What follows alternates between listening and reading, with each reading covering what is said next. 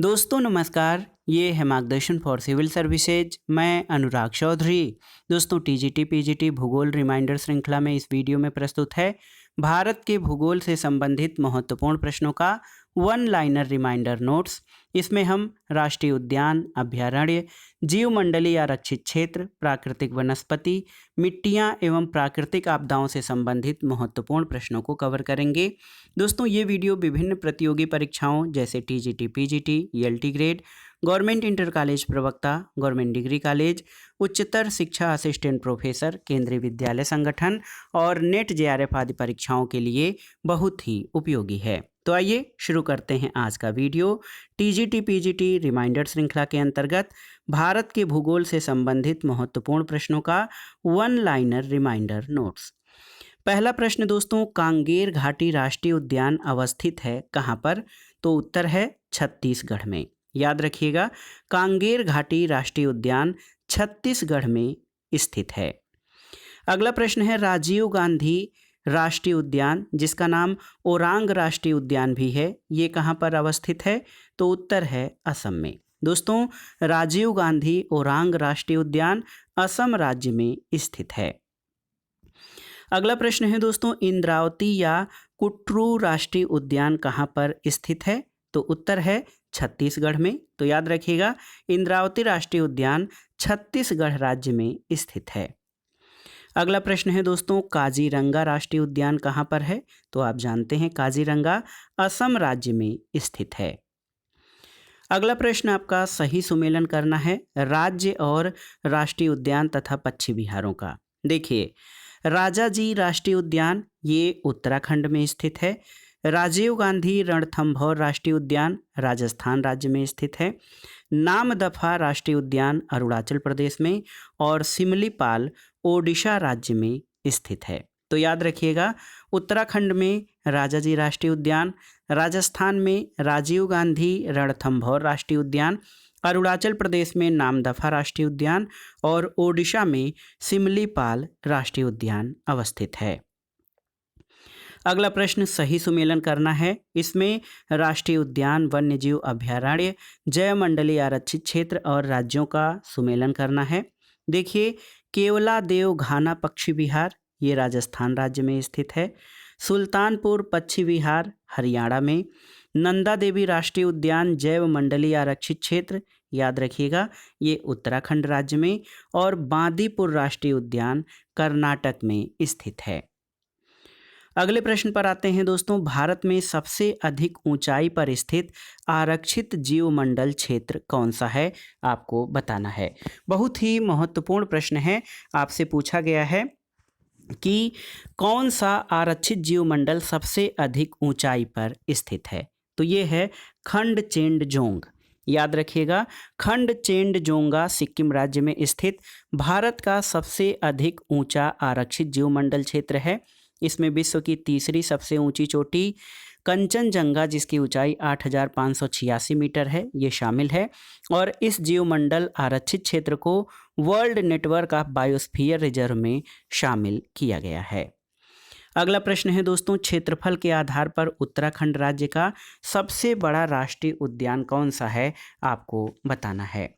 तो सही उत्तर है, क्षेत्रफल के आधार पर उत्तराखंड का सबसे बड़ा राष्ट्रीय पार्क गंगोत्री नेशनल पार्क है, जिसका क्षेत्रफल 2390.02 वर्ग किलोमीटर है।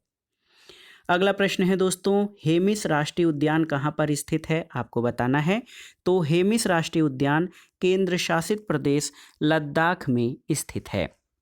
दोस्तों आप जान लीजिए, हेमिस राष्ट्रीय उद्यान जम्मू और कश्मीर के लेह जनपद में ये स्थित था, लेकिन 31 अक्टूबर 2009 से वर्तमान में इसकी अवस्थिति केंद्र शासित प्रदेश लद्दाख में है। और हेमिस राष्ट्रीय उद्यान सिंधु नदी के तट पर है।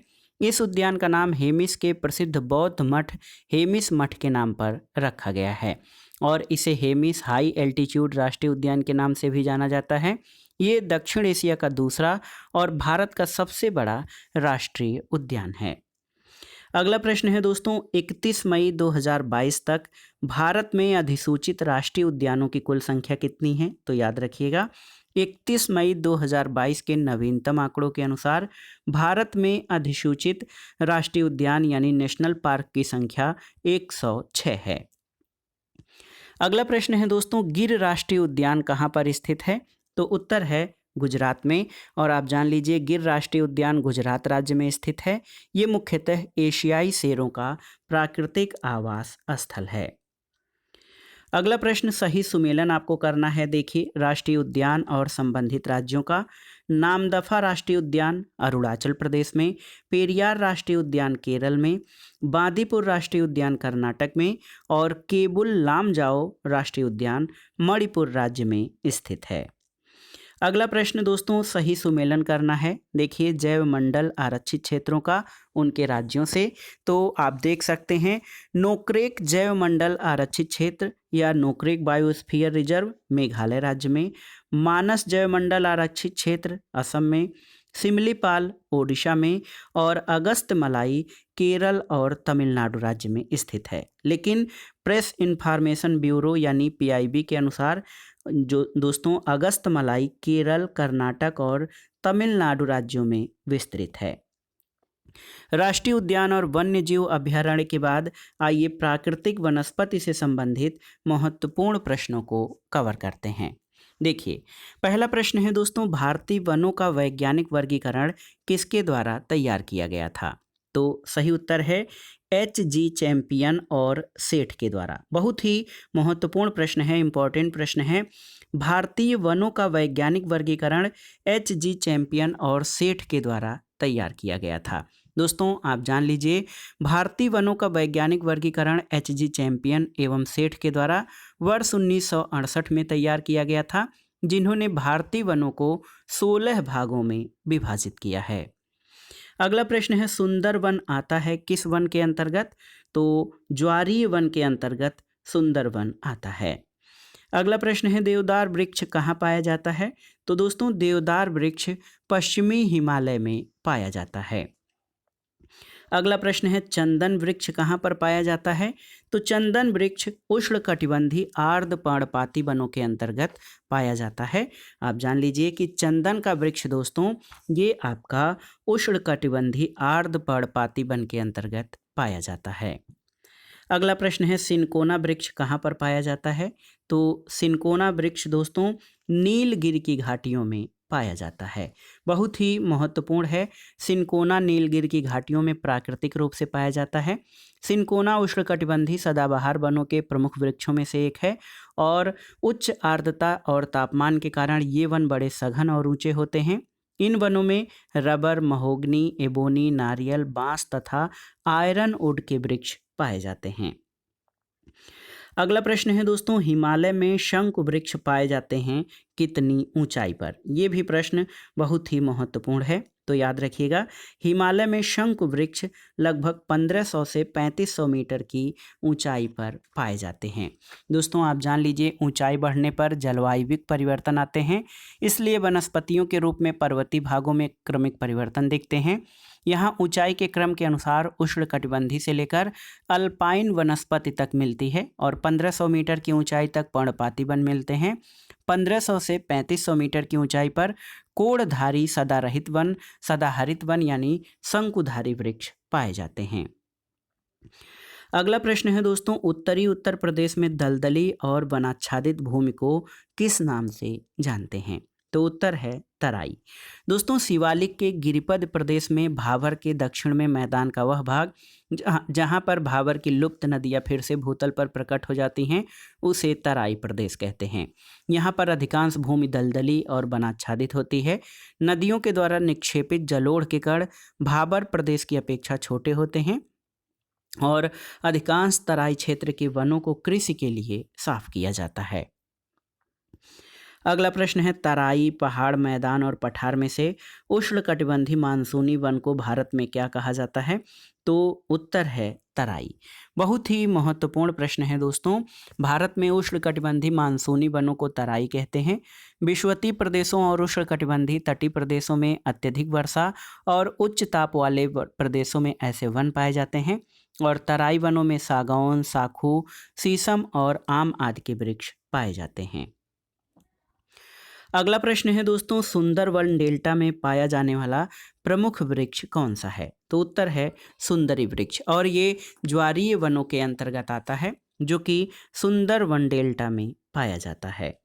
अगला प्रश्न है दोस्तों, असम, ओडिशा और पश्चिम बंगाल में कहाँ उष्णकटिबंधीय सदाबहार वन पाए जाते हैं?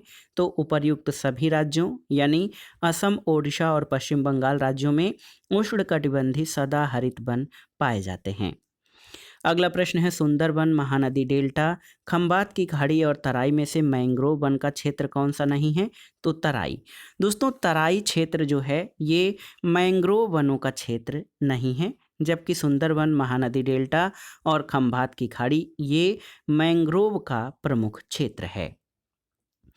अब आइए दोस्तों, भारत की मिट्टियों से संबंधित महत्वपूर्ण प्रश्नों को देख लेते हैं जो परीक्षाओं की दृष्टि से बहुत ही उपयोगी हैं।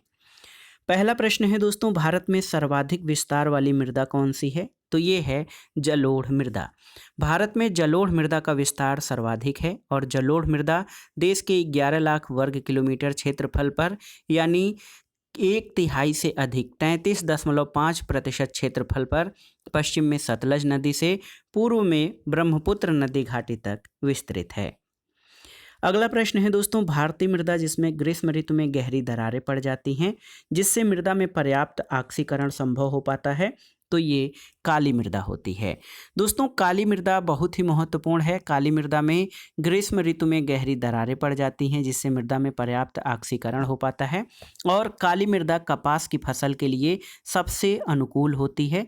इसे रेगुर या कपासी मिट्टी भी कहा जाता है। इस मिट्टी की जल धारण क्षमता बहुत अधिक होती है और भारत में दक्कन का पठार इसी प्रकार की मिट्टी से निर्मित है। अगला प्रश्न है, काली मिट्टी सर्वाधिक अनुकूल है किस फसल के लिए? तो कपास की फसल के लिए काली मिट्टी सर्वाधिक अनुकूल है। अगला प्रश्न है दोस्तों, रेगुर मिट्टी किस प्रकार की मिट्टी का दूसरा नाम है? तो काली मिट्टी को रेगुर मिट्टी के नाम से भी जानते हैं। अगला प्रश्न है दोस्तों, पंजाब, मध्य प्रदेश, तमिलनाडु और बिहार में जहां जलोढ़ मृदा सबसे कम है, तो उत्तर है मध्य प्रदेश में। दोस्तों मध्य प्रदेश में जलोढ़ मृदा सबसे कम है। पंजाब, तमिलनाडु और बिहार में ये बहुत अधिक क्षेत्रफल पर पाई जाती है। अगला प्रश्न है, गुजरात प्रदेश अधिकांशतः आच्छादित है किस प्रकार की मिट्टी से? तो सही उत्तर आपका हो जाएगा गुजरात प्रदेश अधिकांशतः काली मिट्टी से आच्छादित है। बहुत ही महत्वपूर्ण है दोस्तों, आप जान लीजिए कि गुजरात में काली मिट्टी और कपास का उत्पादन अधिक मात्रा में पाया जाता है। अगला प्रश्न है, लोएस मिट्टी पाई जाती है कहाँ पर? तो लोएस मिट्टी ये आप जान लीजिए कि ये चीन में पाई जाती है। भाबर मृदा पाई जाती है कहाँ पर? तो तराई के उत्तर और शिवालिक के साथ दोस्तों भाबर मृदा पाई जाती है। और आप जान लीजिए भाबर मृदा शिवालिक के गिरिपद प्रदेश में सिंधु नदी से तीस्ता नदी तक विस्तृत है।